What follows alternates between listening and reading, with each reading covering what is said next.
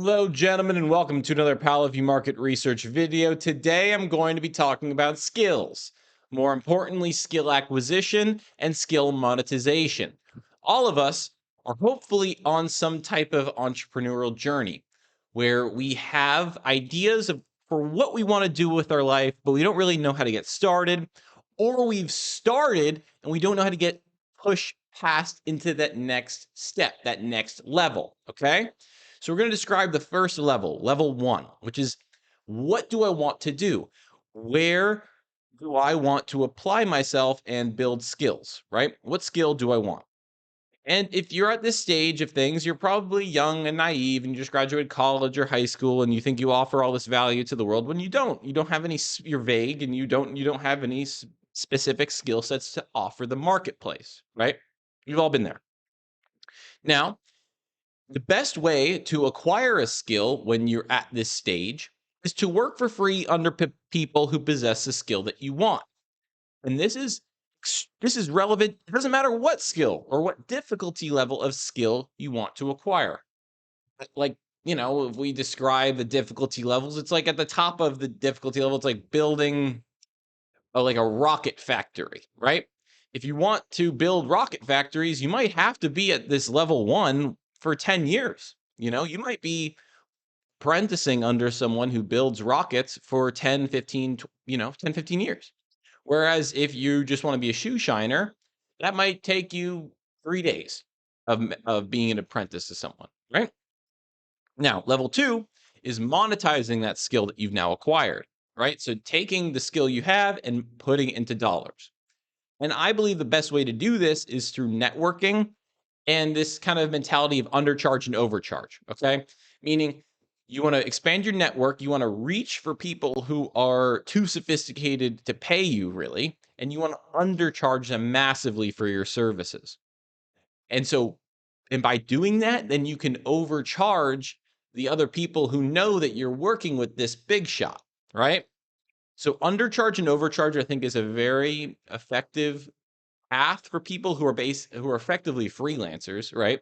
And who are trying to level up what skill they have. Okay. Now, team building. This is the biggest jump, guys. Going from level 2, where you have a monetized skill, to level 3 is, I think, the hardest jump.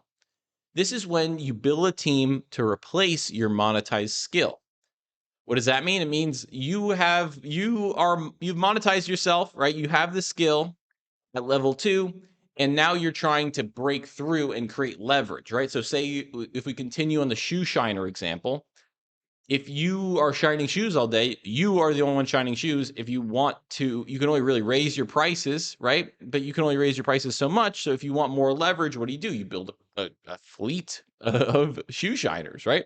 You hire 5, 6, 7 people to shine shoes while you're sitting at home, work with your wife or something, right? So you want to build a team to replace your monetized skill so you can get leverage, right? You can get your time back. Okay. But there's a lot of risk here because there's a lot of people risk. Like you're gonna hire people who don't work out. That's what everyone does, right? So this is the most difficult time because this is when you're trying to find people you trust. This is when you're trying to, and the other thing that's happening is like in the early days of building your team, you're spending all the money you're making yourself into paying the people who are on your team. So you're actually going back to like having no money like you had in level 1 a lot for like extended periods, maybe upwards of a year, right? And that investment is hopefully worth it. Now, level 4. This is team building. Build a team that builds teams. This is effectively what a corporation is, right? This is when you can afford to hire a team whose job it is to build teams and you can afford to pay those team members that team that is in charge of building teams builds. That's when you have a corporation, essentially, right? So level 1 is kind of you're like this apprentice, right? Just to like kind of summarize this video. Level 2 is this sort of freelancer. Level 3, you become a small business when you have employees and everything. And then level 4, you've got a corporation. Okay. Level 2 to level 3 is by far the hardest. Level 1 to level 2 is more a matter of ego and pride. Like, so many people are just like, well, I'm not going to work for free for you. What the fuck? Like, you don't, like, no, like, so few people in this world are actually willing to work for free. So then they go and get a job where, that you can get hired for basically offering no money because you're like some kind of data entry grunt or salesperson, who's just like, where your value is in the volume of work you apply. Okay, so that's basically where a lot of people get stuck, and people never even really enter level 1 because they're just, like I said, data grunts or high volume salespeople, and you can make money doing that, right? But volume and all these things, like if you want to actually earn your time back, you have to engage in this process that I'm showing here. And then level 2, as a freelancer, you have a skill that's valuable, but you can only leverage it so much because your time is being traded. Your time is still not valued enough in the marketplace. But when you break through to level 3, and you can build a team and you can finance a team that creates, a wider footprint for your business, right? That's when things really start to get interesting. And then once you understand and you develop, because this is its own skill, right? Level 4, building teams is its own skill that needs to be acquired, really. So you're kind of, when you get to when you're ready to go from level 2 to level 3, in a way, you're going back to level 1 because you need to learn how to build teams.